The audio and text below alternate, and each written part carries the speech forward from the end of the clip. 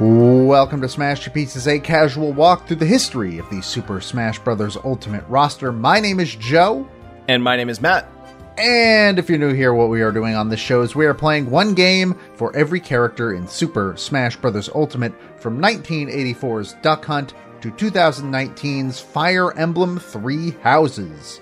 And today's game is representing, and I still kinda can't believe this is coming out of my mouth, fighter number 82, Sora. It is the 2002 PlayStation 2 game Kingdom Hearts. Holy shit, I still can't believe Sora's in this game. Somehow. It's unbelievable despite the fact that it's real. Like, I still can't honestly...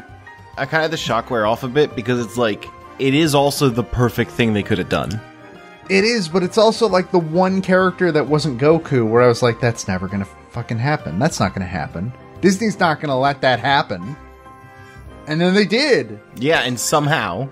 So, hey, you know what? There's that. It's really, really cool that he is in the game. I love him. He's great. As a Smash character, not as a character in general. We'll talk about that later. But I don't like Kingdom Hearts 1. It's not very good. It's not very good. Now, I want to say, it to me has the same sort of feeling as Kid Icarus did way back in the day. Because it does feel like a game where it's like, I see where you guys were trying to go, but you didn't really nail the landing. Kingdom Hearts is a game where you play as a child named Sora, who's dumb as a sack of bricks, but very optimistic sometimes. I don't know. He's supposed to be like childly naive. He's not. He's just stupid. And he lives on this place called Destiny Island. But then Destiny Island gets destroyed. Or is it Destiny Islands? Yeah, it's Destiny Islands. Sorry. It gets destroyed by the forces of darkness. And he becomes separated from his two best friends, Kairi, the girl that the game really wants you to believe is the good pairing with Sora, and Riku, the actual main character of Kingdom Hearts. And Sora ends up in this place called Traverse Town, where he meets Donald Duck and Goofy from Disney canon, because Kingdom Hearts is a crossover game between Final Fantasy and Disney properties. Donald and Goofy are in Traverse Town because they're looking for King Mickey Mouse, the king of Disney Castle. Oh, it's so stupid to say it out loud. They're looking for Mickey, and Mickey told them to find the key. So they find Sora, who happens to have somehow wound up with this magical key-shaped sword called the Keyblade. And the Keyblade is very magical, and he's the chosen wielder. And etc., etc. It's an action game. It wants to be a platformer for reasons that become clear when you look into how the game came to be. According to the stories that I've been able to find, Square-Enix executives were talking about how wildly successful Super Mario 64 had been, and joked about how we should make something like Super Mario 64, and the main joke being, but the only character that could possibly be as high profile as Mario is Mickey Mouse. Ha ha ha ha ha. To which a young man named Tetsuo Nomura said, I will direct that game. And then lo and behold, because Square Enix and Disney Japan were sharing a building at the time, a Disney executive and a Square executive, I guess I said Square Enix, it was just Squaresoft at this point. The merger hadn't happened yet, which is kind of wild to think about, that hadn't happened by the PS2 era starting. Nuts. They ended up in an elevator together, and Kingdom Hearts was born. It has become one of Square's highest grossing franchises, even though it's owned by Disney in its entirety. Except for the Final Fantasy characters that show up in it, obviously, which are, in this game, Squall Leonhardt from FF8 and Yuffie Aerith and Cloud, and I guess Sephiroth from Final Fantasy VII, and nobody from any of the, Titus Waka kid versions of them are in the game because this game was in development around the same time as Final Fantasy X. And then Selphie from Final Fantasy VIII is also on Destiny Island for some reason. I don't know how they picked those three in particular, but hey, you know. And Sid. Fuck, there are a lot of Final Fantasy characters in this game that I keep forgetting about. Sid from FF7 is there as well. That was a very long and in-depth basic explanation. It feels like you've just been waiting to get that one out for a while. Fuck no, that was just me stumbling over my own fucking feet trying to sum up Kingdom Hearts in a way that's accessible to a human. Well, you went for 4 minutes, so... Look, there's a lot of moving parts when you talk about Kingdom Hearts. It's, like I said, one of the most profitable series that Square makes today. I'm pretty sure, if I had to take a guess, I'm pretty sure it's almost more profitable than Final Fantasy in Japan. Probably not. Well, no, it might be bigger here too, but in Japan it's huge. Yeah. And these are the people that put out Dragon Quest and Final Fantasy. That's how big Kingdom Hearts has gotten. I would not believe it is bigger than Dragon Quest, but it is up there. But it's about going around on an adventure to all these worlds based on various Disney movies. So you have Wonderland from Alice in Wonderland. You've got Olympus Coliseum from Hercules, Deep Jungle from Tarzan, Agrabah from Aladdin. You have Monstro from Pinocchio, Atlantica from The Little Mermaid, unfortunately, Neverland from Peter Pan, and Halloween Town from The Nightmare Before Christmas.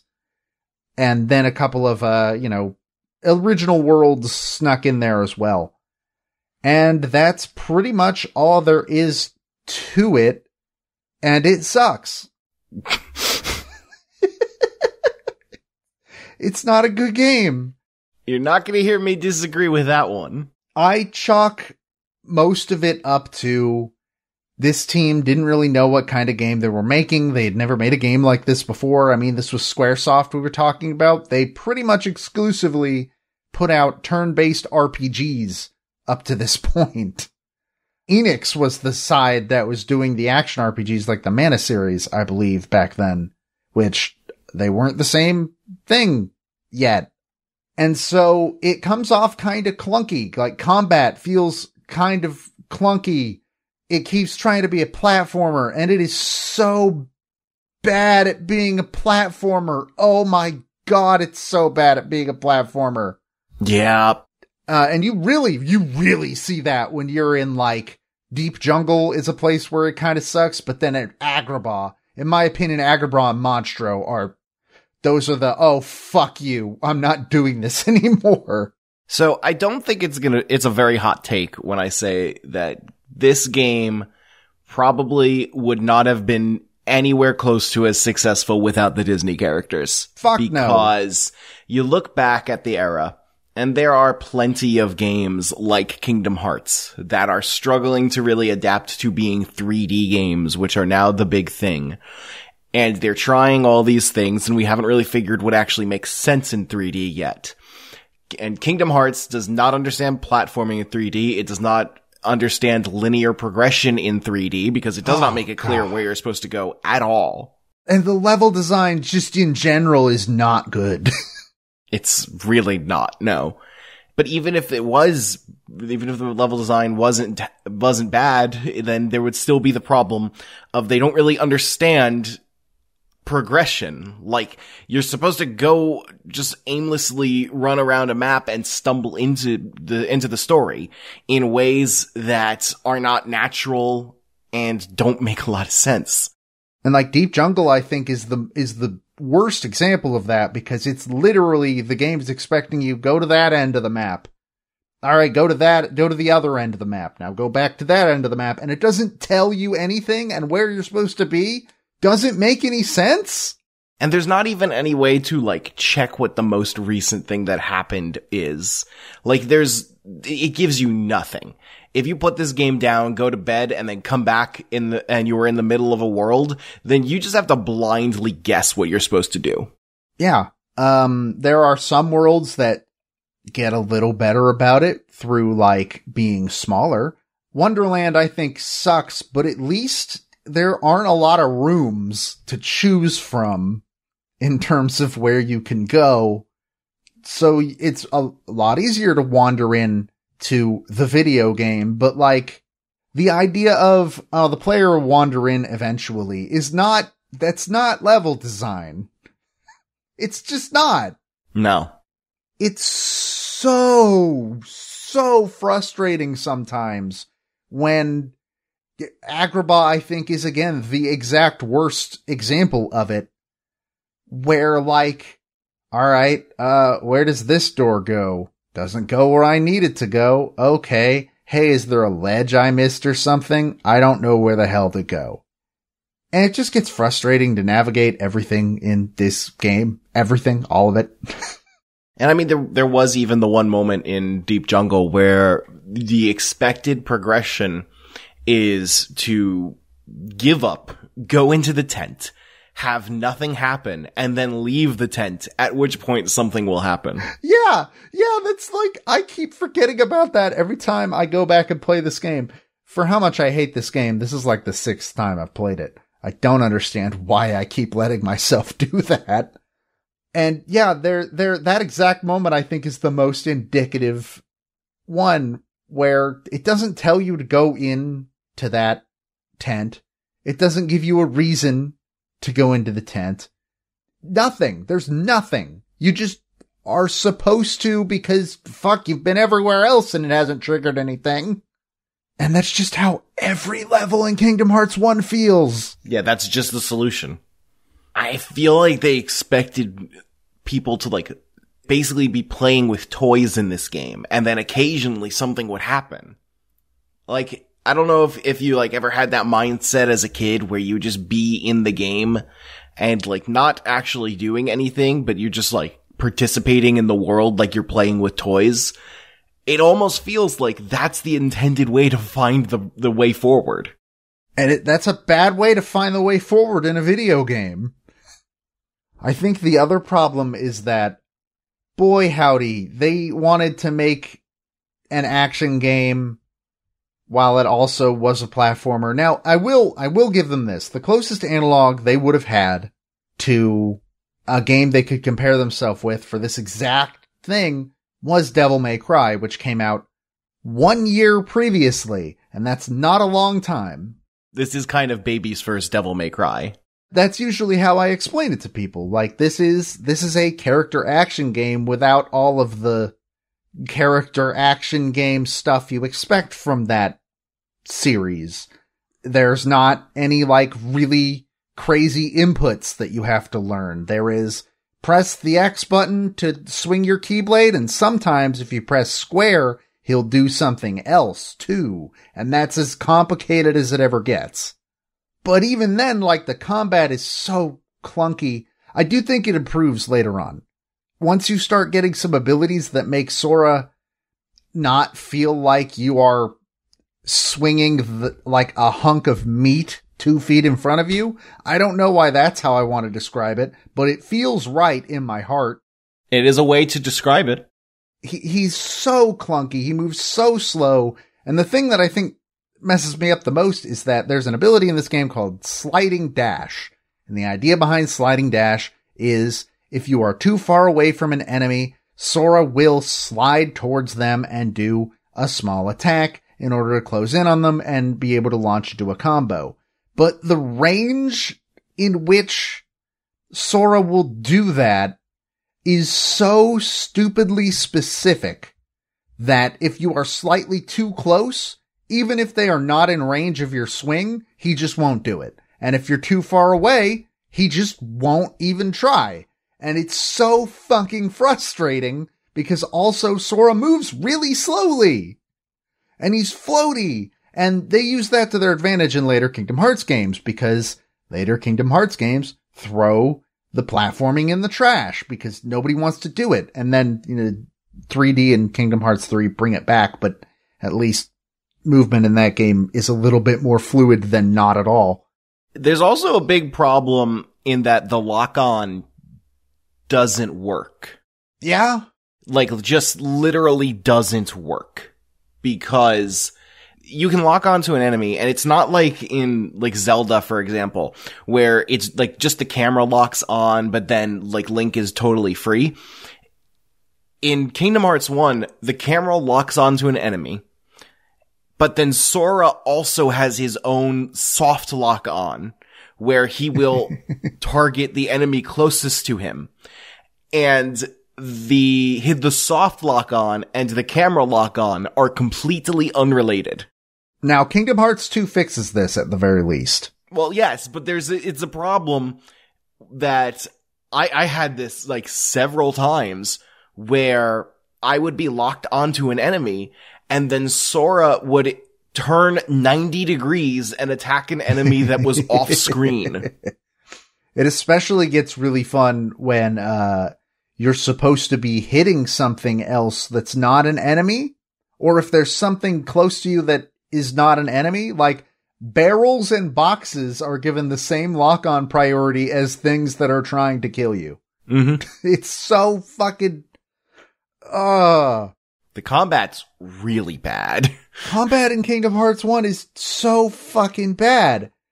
Not to mention that when the two try to combine, the action and the platforming, you get shit like Hollow Bastion, or the Cave of Wonders in Agrabah, where, hey, if you fall off this ledge, you go back to a way previous room in the world, but also here, have some flying enemies.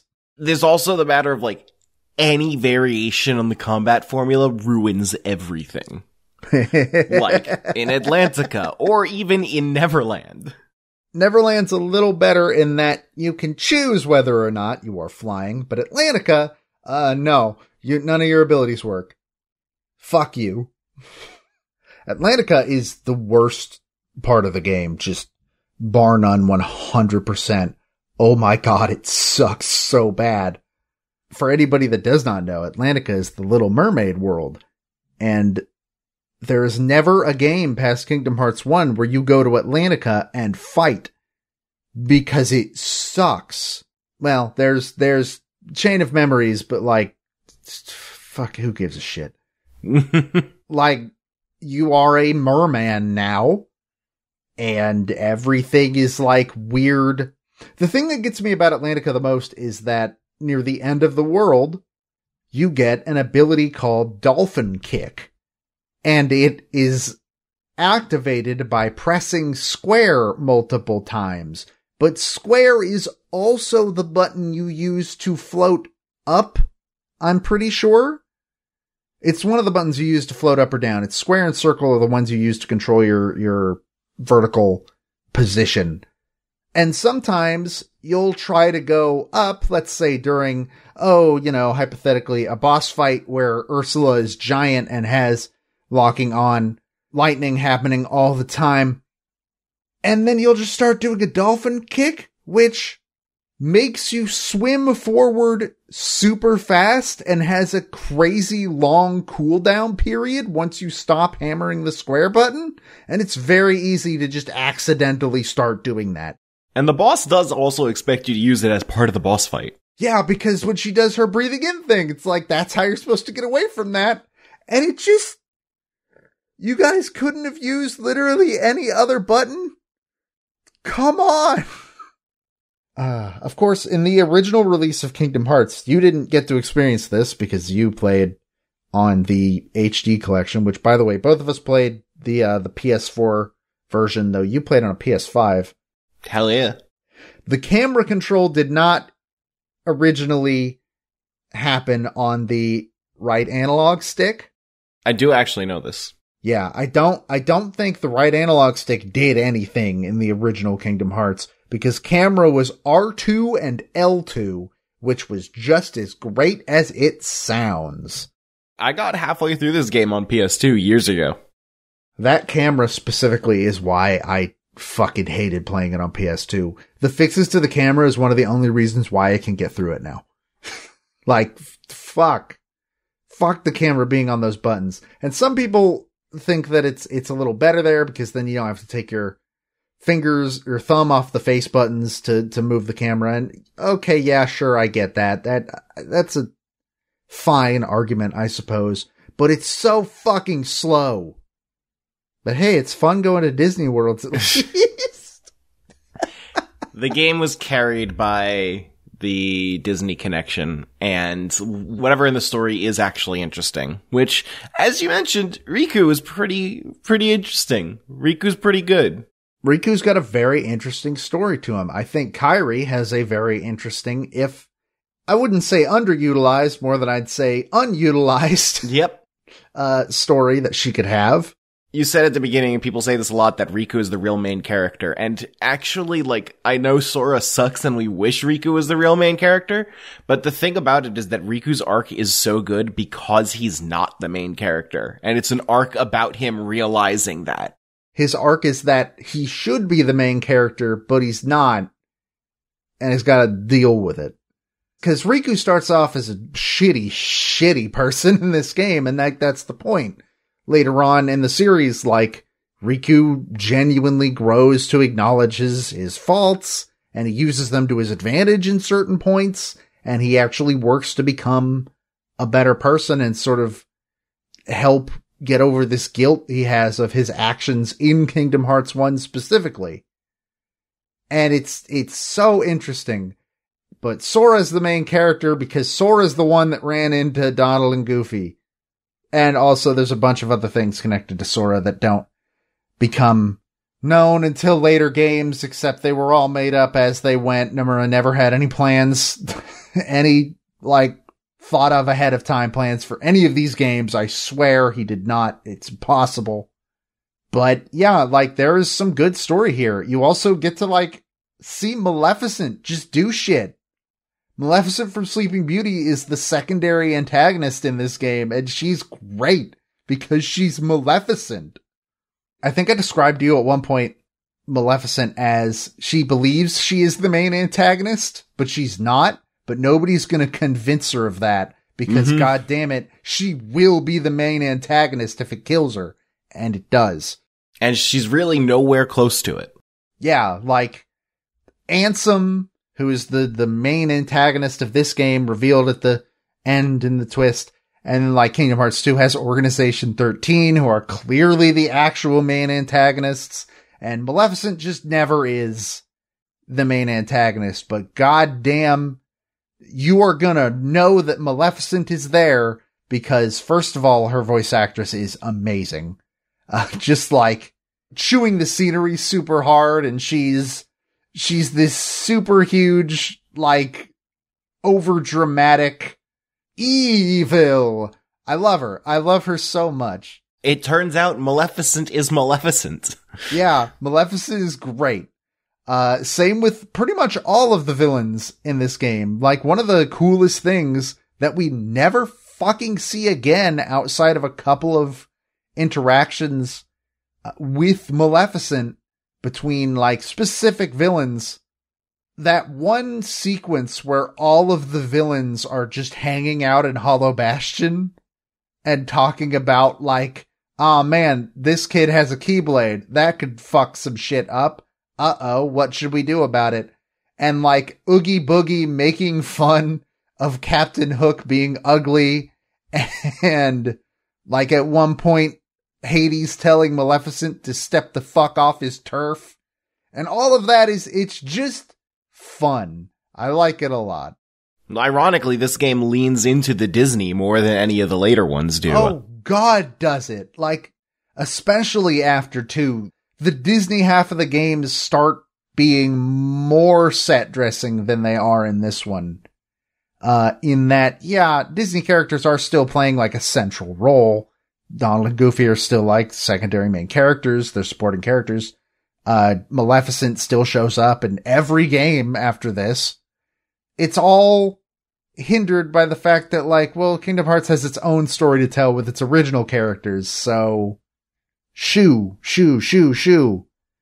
And it comes to a head in Kingdom Hearts 3 where most of the worlds feel like, a movie is happening and Sora, Donald, and Goofy are just off screen while the movie happens. Which I cannot wait for you to experience that with Tangled, where it is the worst. It's gonna be fun. But, like, when the Disney characters are given a cool center stage, like, Maleficent talking to Jafar about how they're gonna take over Agrabah is awesome! It's so cool! And they never do that again! Overall, the story in Kingdom Hearts 1, I think, is pretty much just as good as it needed to be. I would have liked a little more Final Fantasy in this Final Fantasy crossover. Well, so, like, the story goes that Sakaguchi saw the work they were doing in Kingdom Hearts, and originally, apparently, the game was supposed to have a very simple Disney-style story, and Sakaguchi said to Nomura, nah, you gotta make it more like a Final Fantasy game.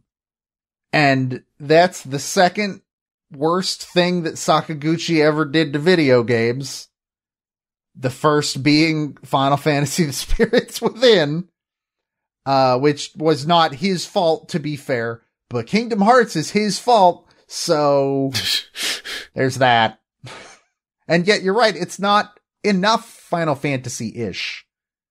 Because everything is, like, really abstract, and it plays with, like, the concept of the heart, which could be anything in the canon of Kingdom Hearts. Hearts could be anything. I mean, it works as a Disney story. It's pretty simple and mostly about, like, these grand posturing feelings and stuff. It works as a simple story about, like, these abstract things because it doesn't try to be more than it is. Yet. That's a very big yet. Kingdom Hearts gets a lot of shit for being, like, just super obtuse with its lore throughout the series. And a lot of that, I think, is deserved. But I think Kingdom Hearts 1 and 2... they're shockingly straightforward. They're very straightforward, and it's very easy to follow the plots of those two games because, for the most part, like, not even Kingdom Hearts 2 expects you to know what happened in the previous two games outside of a Cliff's Notes version that it provides to you at the beginning of the game.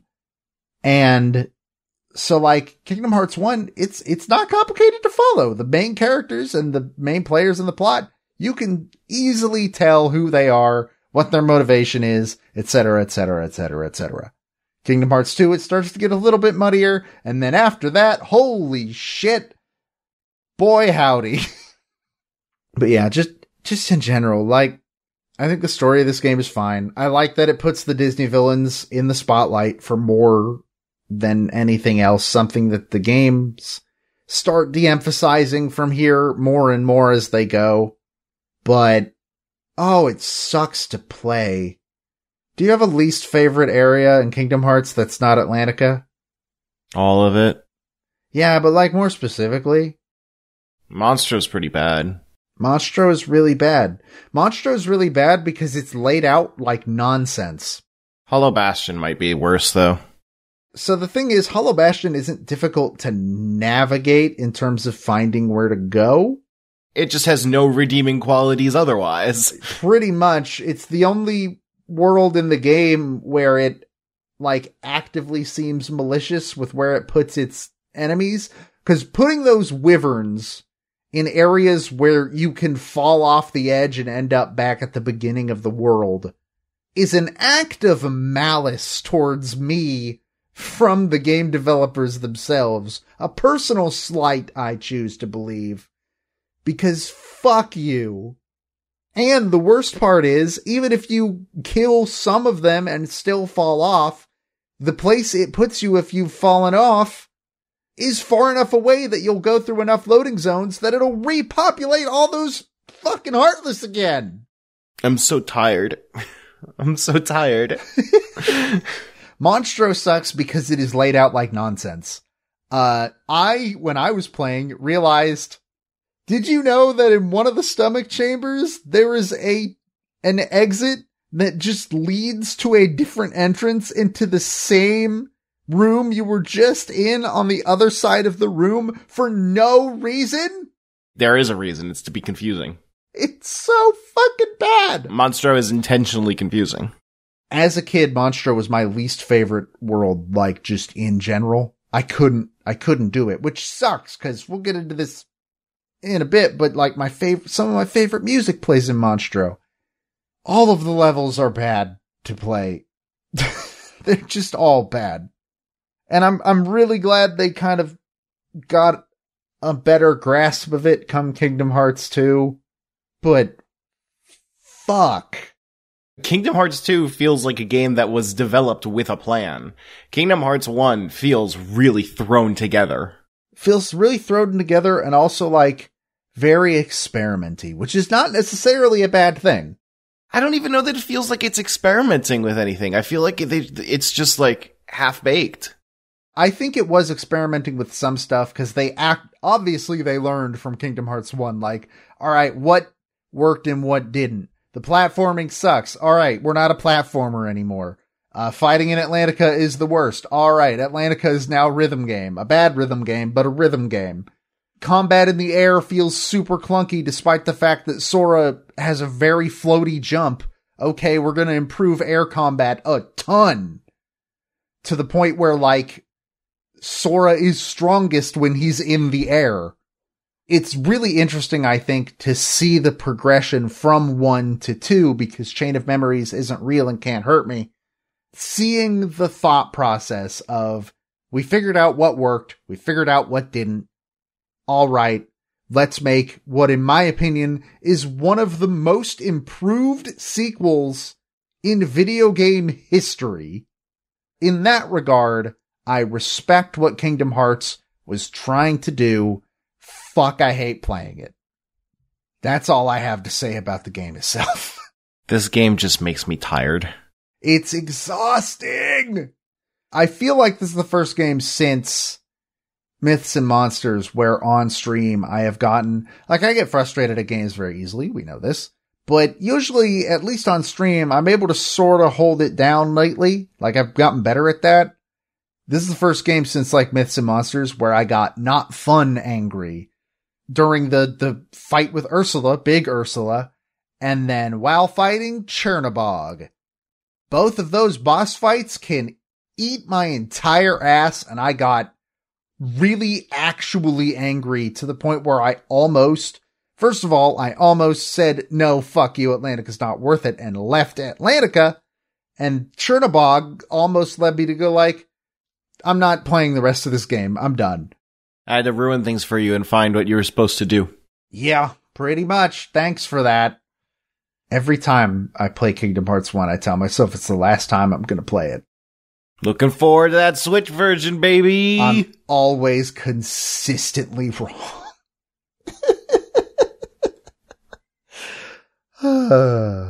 That's all I have to say about the game.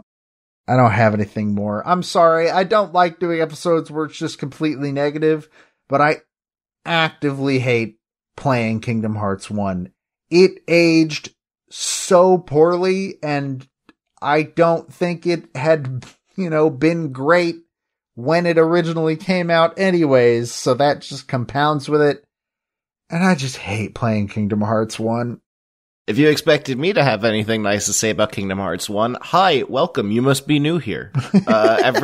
Every Tuesday, we stream a Kingdom Hearts game at twitch.tv/Nintendo World Report. You can find our VODs over on Joe's YouTube channel. And the entirety of Kingdom Hearts 1, as well as Kingdom Hearts Chain of Memories, was just a string of, while this game sucks, I wish I wasn't playing it. I sure did wish that. Fuck. Anyways, you know what is good, though? I can say nice things about this until I die. The soundtrack is great. This is the second and last soundtrack we'll be talking about that was done pretty much entirely by Yoko Shimomura. She'll get mentioned during Xenoblade, but she only contributed like a couple of songs. Yeah, this is the last one where she's like the person in charge. Yeah, pretty much. And she is a massive part of Kingdom Hearts' identity, like to the point where she went freelance after Kingdom Hearts 2, I'm pretty sure, and they still bring her back for every single release. Mm-hmm. Because she's a central part of the brand's identity, but also being part of the brand's identity at this point is Utada Hikaru, who wrote this cool song called Simple and Clean, or in Japan it's called Hikari. We won't play a clip of that song because I'm afraid of lawyers, but just know that that song is very good and is probably one of the most important songs to the Kingdom Hearts franchise in general. It is literally the opening theme to all but 2 games. Oh, there's that, and the other most important song in Kingdom Hearts, being Dearly Beloved.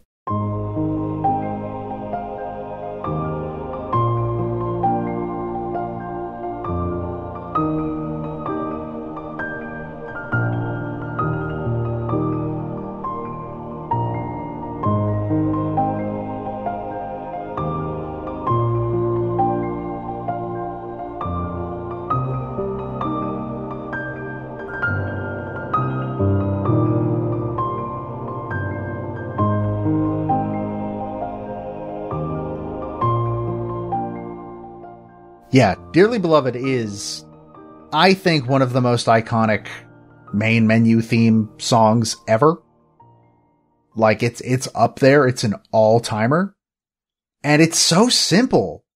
It feels very similar to the Prelude from Final Fantasy.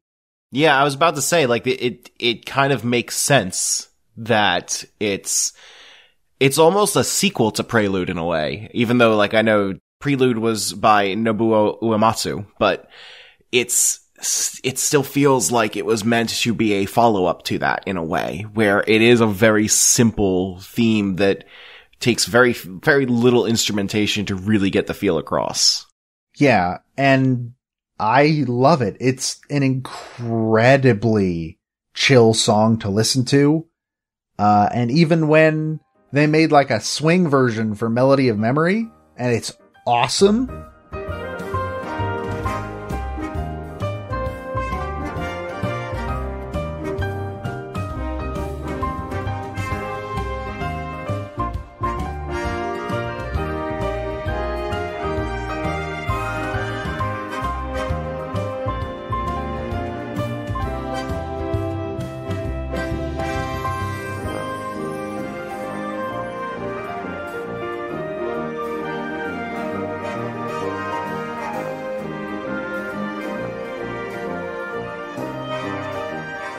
But I believe that Dearly Beloved is the main theme on the main menu for every single game in the series.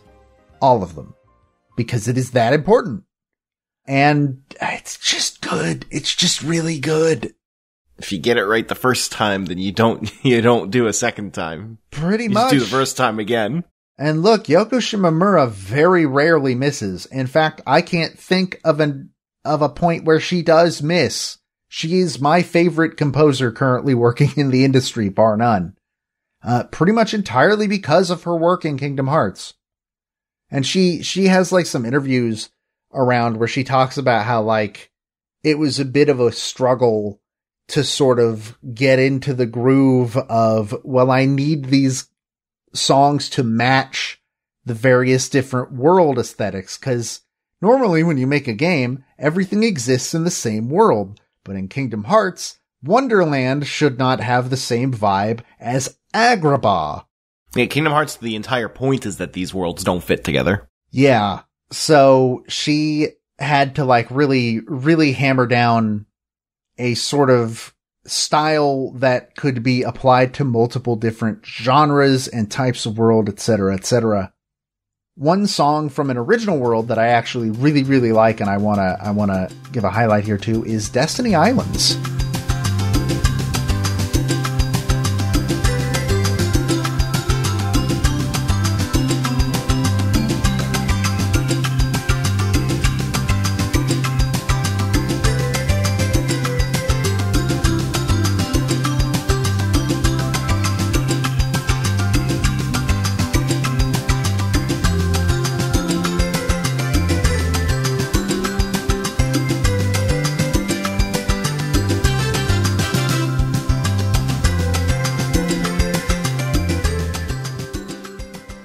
This song is so quintessentially island music to me. Like, this and like Costa del Sol from Final Fantasy VII are like, oh yeah, this is the music you hear on a beach.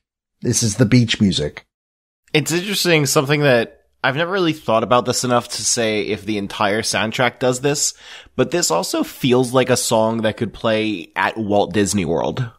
I imagine that's probably at least partially intentional. I think I agree with you 100%, even though I've never been to Disney and you have. I've been to Disney a couple times.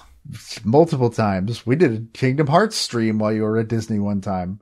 It was the dumbest thing we've ever done. I'm going to Disney again next month. But yeah, Destiny Islands, I just think that, especially the guitar backing, oh, it's so, so good. I just really, really, really love Destiny Islands. I think it's great. I feel like I just gotta let you take this whole section, honestly. What right do I have to say anything here for the next, 10 minutes? This is a soundtrack I have listened to extensively. I really, really know my way around this one.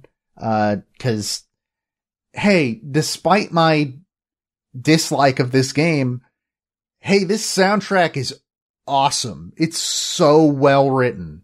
Just in general.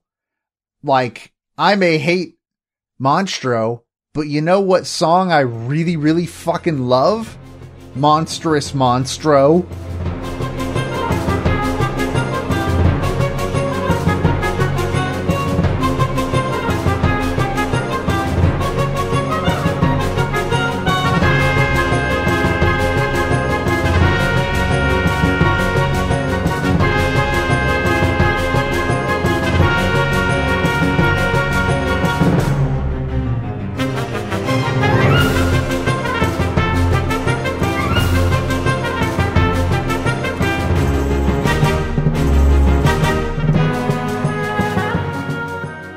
Cause it's just got this almost wacky vibe to it. And it's so fun to listen to. It's literally the only fucking good part of Monstro. Jesus Christ. And it's just a fun song to listen to. And it's my favorite song of the game by far, 100%. I don't think I'm familiar enough with the whole soundtrack to have a particular favorite. Though I do, as much as I hate Hollow Bastion, I do really like the Hollow Bastion theme.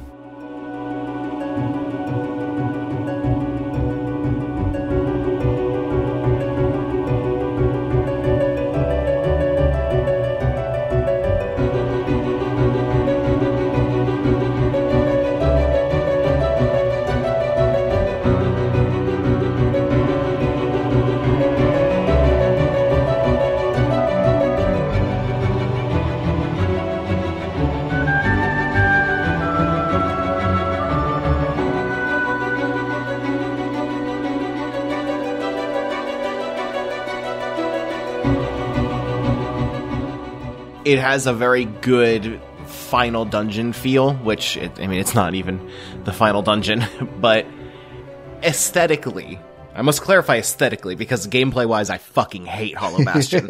But aesthetically, I think Hollow Bastion is kind of perfect. And it almost should have been the final area. I guess because of the way that End of the World is structured, this one kind of can count as the final dungeon, but it is kind of like a warped and twisted Disney castle, which that's like the most iconic visual in Disney. You walk into Walt Disney World and there's the castle right in front of you. So having sort of a dark Disney castle for such an important area in the game, and then pairing this theme that it feels like it's always on the verge of tension, where things aren't quite happening yet, but it has the overwhelming sense that they are about to happen, is a really strong theme and a really strong feeling for this point in the game. And Hollow Bastion is a classic in this franchise for a reason. Like, it's a fantastic piece It effectively kind of serves the same purpose as Lower Norfair and Super Metroid. And there's a reason I like both of those songs so much. It's because they do such a good job of conveying the tone and idea of the moment in the story that you're at. Yeah, they're fantastic. I also really like the battle music in Hollow Bastion, Scherzo di Notte.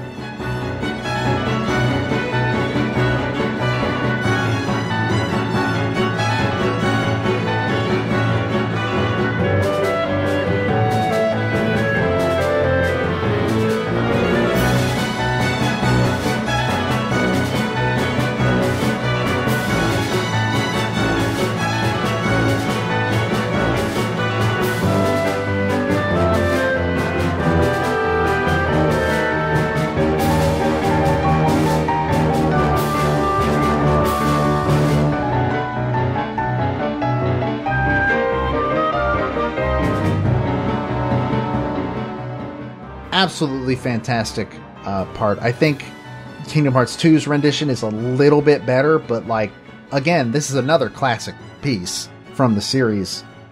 But I think it's also really interesting too, and I understand that it's going to be weird to put clips of these two songs in here just because of what they are, but I do find it really interesting that usually when you're walking around in a world, like, the song you're hearing just in general is, you know, original. It's an original song that Yoko Shimomura wrote to fit with this world. But then sometimes you hit a world where it's like, well, I mean, it has to be this song.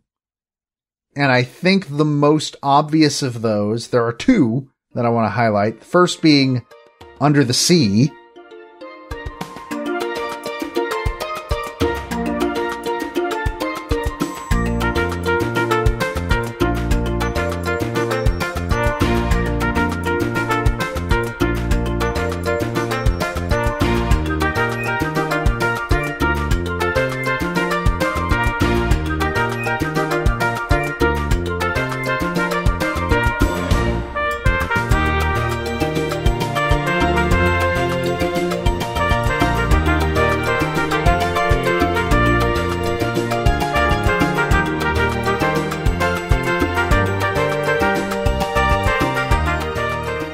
Where, yeah, you're going to fucking Little Mermaid. Of course, Under the Sea is the background music for when you're just hanging around.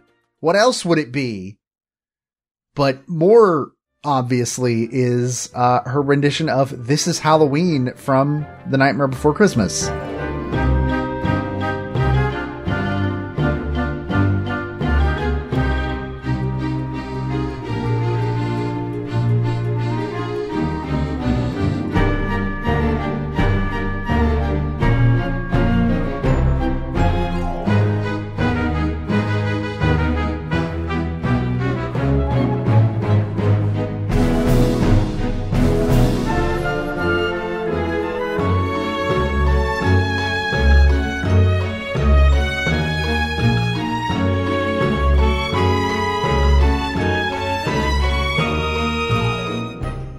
Because again, what the fuck else are you gonna make the background music in Halloween Town? This is the song. There is also the Winnie the Pooh theme from 100 Acre Wood.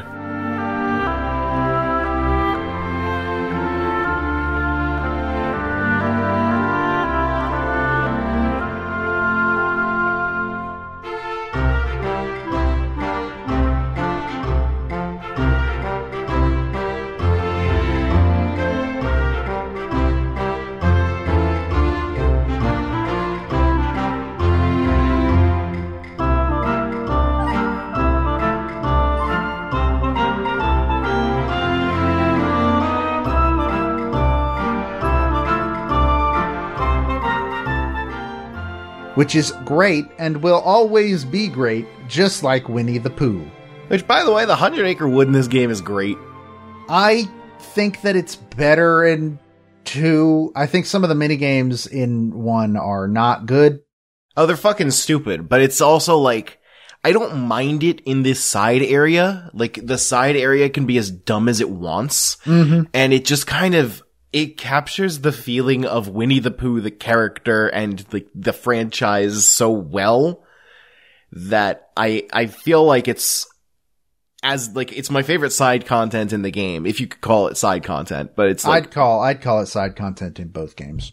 I feel like it's a really, really good area. And I appreciate that, like, they looked at this Disney property and they said, well, there's no way we can make, like, a proper story world with, like, conflict and everything there. So what if we just, like, made a Winnie the Pooh story off to the side? And as much as I dislike Sora, I think it's very fitting to have him be the Christopher Robin. Yeah, that was a really smart choice.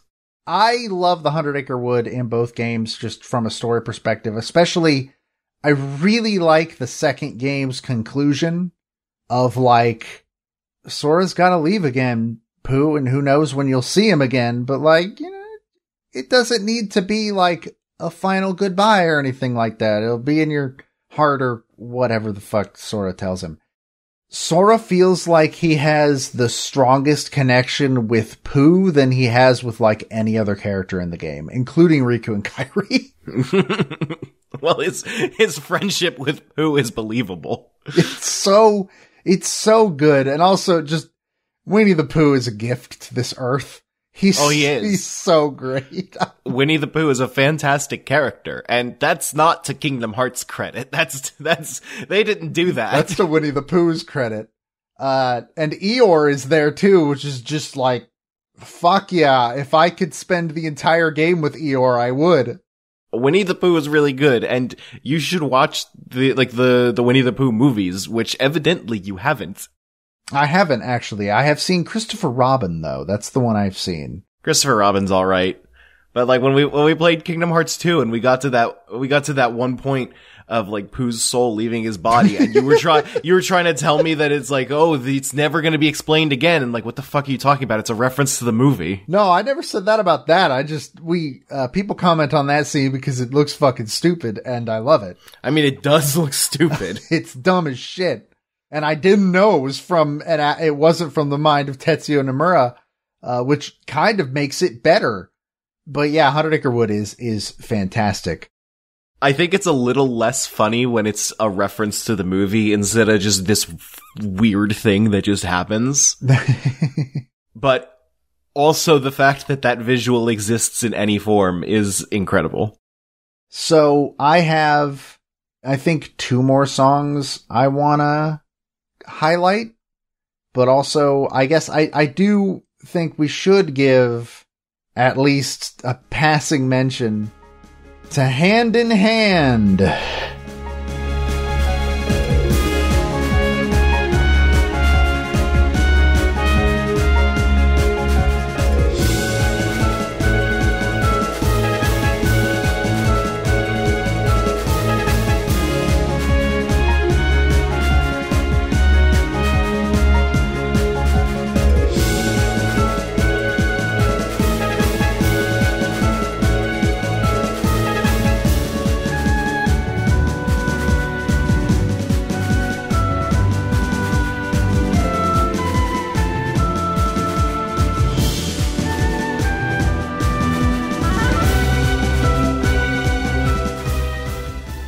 So this is the battle music in Traverse Town, and for some reason it's the only one that got to be remixed in Smash. I don't even count this as a remix. I don't give a shit what Nintendo says. It's not a remix. And it's not even a song you can play on the stage. It's his victory theme, and that doesn't make any sense. It's such a stupid decision. The only reason I'm bringing it up, because it is one of the most forgettable battle themes of the entire series. I don't say that. It's a good song. It's just, it's not as good as almost anything else on the soundtrack, in my opinion. It feels like the start of an adventure. And they use it at the very end of the game, too. In the final cutscene, as they see Pluto and they run off to the new adventure. Hand in Hand is playing there. That is true. It works a lot as that off to a new story kind of feeling, which that is effectively the ending of Kingdom Hearts 1, and they had stories forever after.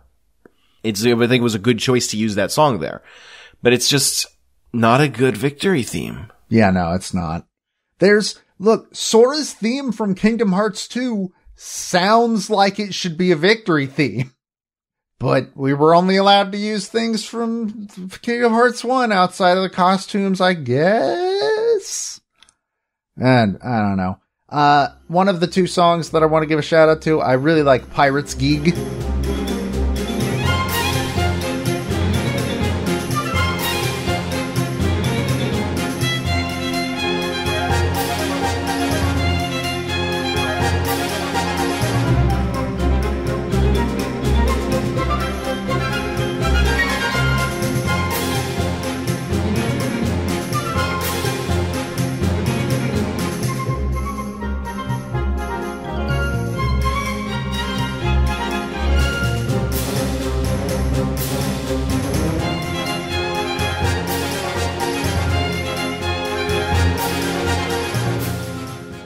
I hope that's how that second word is pronounced. I'm too lazy to check.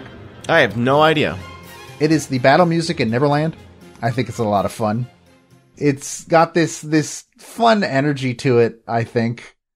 And I guess the only other song that I feel like I want to give a shout out to is actually An Adventure in Atlantica.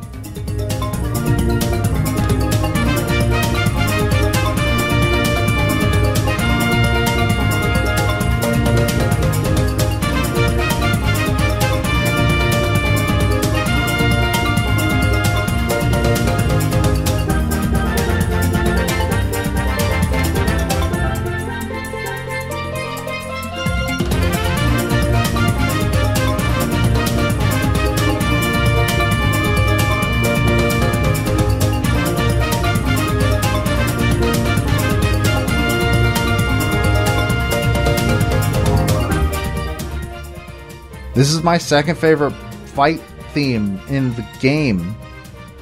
And it's one of the only two good things about Atlantica, the other being that you get to listen to Under the Sea while you get mad. But I really, really love this song. This song almost feels like, you know how Grant Kirkhope, the way he writes boss music is that he just takes the level theme and makes it into a boss theme. Mm-hmm. This is that for Under the Sea. It feels so cool, and like the steel drums work so well, and the trumpets, despite being kind of, I don't know which version of the soundtrack I'm going to use in this. I don't know if I'm going to use like the HD versions or the original MIDIs, probably the HD versions, because I have since forgotten what the MIDIs sound like. That's all the more reason for you to use the MIDIs. Yeah, I guess. But, it's still like this really fun. Play the MIDIs in one ear and the orchestra, the redone soundtrack in the other ear. Oh man, we lost all our listeners this week. I wonder where they went. Hey, we thought that the echo of my new place would be the worst audio experience of the episode. But I don't know. An Adventure in Atlantica is just this crazy fun song for the least fun area of Kingdom Hearts.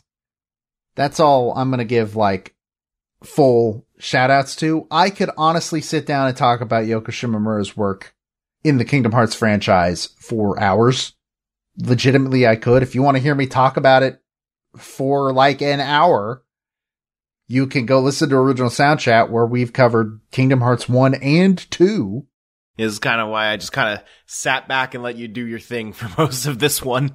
I feel like I have said everything that I care to say about Kingdom Hearts 1. Unfortunately, not on this podcast, but I'm ready to be done with Kingdom Hearts 1. I've been ready to be done with Kingdom Hearts 1 since 2006, and I'm still not. And if you would like to see my adventure in Kingdom Hearts 1, it is preserved on Joe's YouTube channel. And we also added the VODs to the playlist. Yes. Your playlist of your VODs on the Smashterpieces YouTube channel. So if that's an easier place to find it, then you can find it there. Mm-hmm. And you'll see all of my thoughts throughout the whole game, which are not very positive. Most of them being, this game sucks. But, like, there are some parts of it that I liked. And I feel like I gave credit where I felt like it was earned. But I'm ready to not... I'm just done with this game. Like, I'll reiterate that I think there is a good game in Kingdom Hearts 1. That game is Kingdom Hearts 2, where they chipped off some of the bullshit that didn't work and sort of refined the action experience. And they made that their focus. And I think the game is far better for it. Kingdom Hearts 1 sucks. And that's, I think, all I have to say about it. Yeah.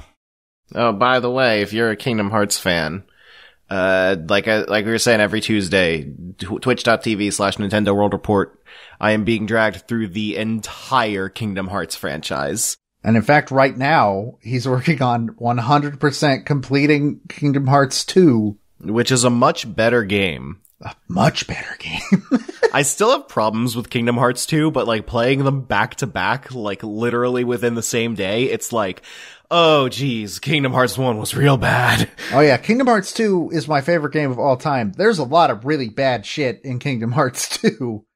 Like all of Port Royal is the active worst. Kingdom Hearts 2 substantially improved the gameplay, but has not yet improved the writing, in my opinion. The writing that's the high point for the writing. I hate to tell you this. I'm aware. No, the high point of the writing, honestly, was the second half of Chain of Memories. Riku's story. Yeah, not even joking. That's a really good story. Alright, let's move on to the next game. I don't want to talk about Sora anymore. Sora can't hurt me. He's not real. My therapist told me. Matt, you know what Kingdom Hearts makes me feel like I need? What do you need? I need a vacation. You know where I hear is pretty nice this time of year? On beautiful tropical Isle Delfino. That's right, because our next game, representing fighter number 58, Bowser Jr., we are going to play the 2002 GameCube game, Super Mario Sunshine. So speaking of games getting carried by their big brands. So I hear. So this game I did play as a kid and am familiar with it and think it has a good amount of things that are worth defending and a good amount of things that people give more shit than it deserves. But on the whole, boy, this game is carried by the fact that Mario's name is on the box. I didn't play this as a kid. We've covered this a couple of times. I didn't have a GameCube. We bought a PS2 when I was a youngin'. So I didn't play Super Mario Sunshine outside of, I think, an hour at a friend's house, which I walked away from saying, wow, that sucked. So I think overall it's fine. And in the grand pantheon of Mario, fine means bad. But it gets way more shit than it deserves. And it's honestly not even that long. So it's gonna be fine. One of the main things I've seen about this game, especially when 3D All-Stars came out and some people were playing it for the first time, the level design feels like it might actively hate the player. Like, there's that one clip of that, I think it was like a clip on Twitter that was captioned with, well, fuck me for exploring, I guess, where he, like, gets into a tunnel, he finds this secret passage and is like, huh, what's at the end of here? And the answer is a fist on a spring that throws him off the cliff and puts him back to the bottom. Wait, no, that part's incredible. No, fuck you. It's incredible when it's not happening to me. So that'll be interesting. I don't know how I'm going to come away from this game feeling. I have absolutely no idea. I think it's safe to say that in my experience, this is the most divisive Mario game ever made. Yes, easily. There are either people who, like, think it is fantastic, then there are people who think it is fine, which is where you sit from the sound of it. And then there's people that call it one of the worst Mario games that's ever touched this earth. I mean, it is one of the worst Mario games, but the thing is that, like, Mario has such a high standard of quality that something that's just okay is one of the worst games. I don't know how I'm going to feel about this game. So obviously I will be playing on the 3D All-Stars version, which did patch in the ability to use a GameCube controller, so I'll be doing that as well. I believe they patched in, like, everything that was wrong with it. That's good. That's very good, because I heard that was the one that was the roughest, if I remember correctly. Like I said, I've barely played any of this game, so I'm looking forward to seeing how I feel about it come the end of this. But I have been primed to think I might not be the fondest of Super Mario Sunshine by the time we leave. Oh, also, it is essential for you to play with the GameCube controller. I know, like, you just said that, like, you know, they patched it in and everything, but, like, it is essential. Oh, that's the plan. That game, it made use of the analog triggers to a large extent. I know that's, like, the main thing people point out is, like, water pressure is decided by how hard you push in the trigger. No, not just that. If you put it at maximum, then Mario stands still for you to manually aim. Oh, interesting. I didn't know that. And for 3D All-Stars, if you're on a Pro Controller, they had to map that to 2 different buttons. Rad. Also, this is like the only Mario game that gives some of its characters full voice acting. And there's a reason they never did it again. I've seen the cutscenes with that voice acting. Yeah, there sure is a reason. I feel like one of the voice actors, like, did an interview recently. I still think about the fact that Gimpy Fish, a Smash player who is like an acquaintance of a friend and that kind of thing, big in the SMYN days, he once talked about how he went to see like a kids play and he noticed that one of the characters was being played by Bowser Jr.'s voice actress in Super Mario Sunshine. Hold on, is that the same voice is that the same person that still plays them to this day?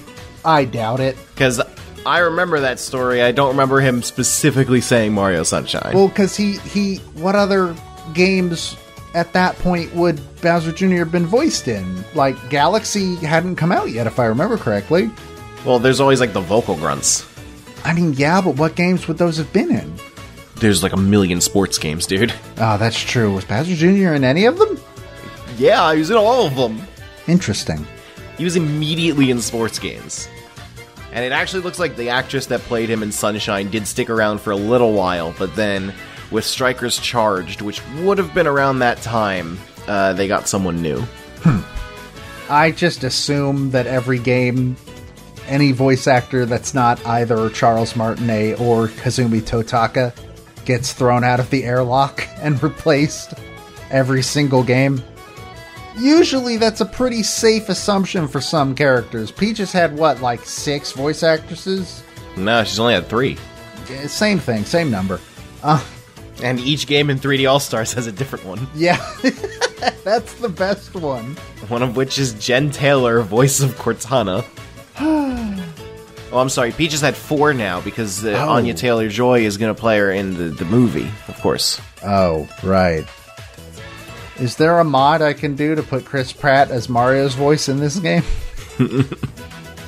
I need to know so I can avoid downloading it ever. So yeah, I don't know how this is going to go. I don't really have anything else to say about Super Mario Sunshine. You have more experience with it than I do, if you have anything to add. It's fine. A glowing review. This is going to be great. People complain about the Chucksters, and they're wrong. The Chucksters are fine. I've never interacted with the Chucksters personally. I've only watched other people interact with them, so... Okay. Alright, well, I think that's a good place to call it. It's been too long of an episode to be talking about Kingdom Hearts. Too long a preview to talk about Sunshine. Yeah. So if you like what you hear and you are not actually subscribed to Smashterpieces, you should do that. We're available on Spotify. We're available on Apple Podcasts and Google Podcasts. All of those. if you give us a follow, especially if you go follow us on Spotify, which is completely free, by the way. You do not have to have a paid subscription to Spotify to do this. That actually is one of the easiest places where we could see numbers. Google Podcasts is not good at it, and Apple Podcasts is fine. But Spotify has like the best analytics, which is weird as hell to say for a platform that is still kind of struggling to be useful in a podcasting sense. I mean, they are also the biggest brand. Yeah, but you should absolutely go and do that. Also, if you don't mind, if you could go throw us a rating and a review on Apple Podcasts, who is, again, the only platform that seems to do those for some reason, that would also help us a lot. Both of those things help make it more likely that we might get put into the eyes of another person who has not yet heard our beautiful work where we talk about how much Kingdom Hearts is bad. You can follow me on Twitter at StringPixel. You can follow Matt at GrimaceDoMenace. We do our streams at twitch.tv/Nintendo World Report, not only of the Smashterpieces games, but as Matt said earlier, we've been playing Kingdom Hearts games. We do indie game streams every once in a while. I've been playing Metroid Dread, though probably that's hopefully going to be over by the time you hear this, so who knows? That's a very optimistic estimate. Who knows? I don't know. I think someone could finish that game in 2 more streams. I don't know if you can. Wow. A vote of confidence. As for the show itself, you can follow us on YouTube, on Twitter, and on Facebook at Smashterpieces. Literally the easiest thing to find in the world. And you can find the direct downloads of our episodes at anondino.squarespace.com. You can follow our editor, Peter Spezia, over at Pete Speak Easy on Twitter. I also do another show with him called Original Sound Chat, where we basically do the soundtrack talking portion of this show, but the whole show is structured around it, and we do research instead of just talk out of our asses for an hour and a half, which is weird for me because it's the only podcast like that I've ever done. But that's it. That's all we got. The end. The end. So, with that, my name is Joe. And my name is Matt. And we'll see you next time as we go to Tropical Isle Delfino in Super Mario Sunshine.